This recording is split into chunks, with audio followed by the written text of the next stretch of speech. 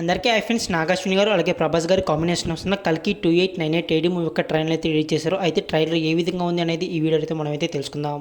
ట్రైలర్ని చూసినప్పుడైతే ఈ విధంగా అయితే ఉంటుందని అయితే అస్సలు అయితే అనుకోలేదు. హాలీవుడ్ రేంజ్ కన్నా అయితే ఇంకా డబుల్ అయితే మనకైతే చూపించడం అయితే జరిగిందనమాట ట్రైలర్ని.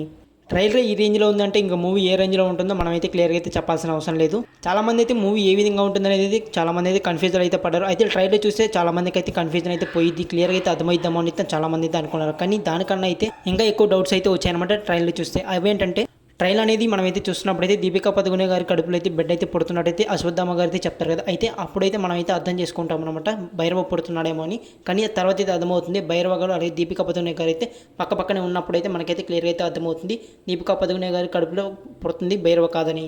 అయితే దీపికా గారి కడుపులో పుడుతుంది ఎవరు అనేది అయితే మనకైతే మూవీ చూస్తే క్లియర్గా అయితే అర్థమవుతుంది. అలాగే భైరవ అనేవాడు ఎవడు, అలాగే ఎవరు కొడుకు అనేది మనకైతే క్లియర్గా అయితే చూపించలేదు. మూవీ చూస్తేనే అది కూడా అయితే మనకైతే క్లియర్గా అయితే అర్థమవుతుంది. అలాగే కమల్ హాసన్ గారిని కూడా అయితే క్లియర్గా అయితే చూపించారన్నమాట చివరిలో. అలాగే వేవ్ఎక్స్ కూడా అయితే మనకైతే క్లియర్గా అయితే బాగా అయితే చూపించారన్నమాట. చుట్టుపక్కల ఉన్న ప్రాంతాలను అలాగే వెహికల్స్ యొక్క పవర్ అనేది క్లియర్గా అయితే మనకైతే వేవ్ఎక్స్ ద్వారా అయితే చూపించారు. అయితే విఎఫ్ఎక్స్ అనేది ఎక్కువగా అయితే యూజ్ చేసినట్టయితే మనకైతే అనిపించింది. కానీ మూవీ మొత్తం కూడా అయితే ఎక్కువగా అయితే విఎఫ్ఎక్స్ అయితే నిండిపోయి ఉండిద్ది. అలాగే అమితాబ్ బచ్చన్ గారి లుక్స్ అయినా, ప్రభాస్ గారి లుక్స్ అయినా, కమల్ హాసన్ గారి లుక్స్ అయినా సరే అందరికీ కూడా అయితే సూపర్గా అయితే అనిపించాయి అనమాట నాకైతే.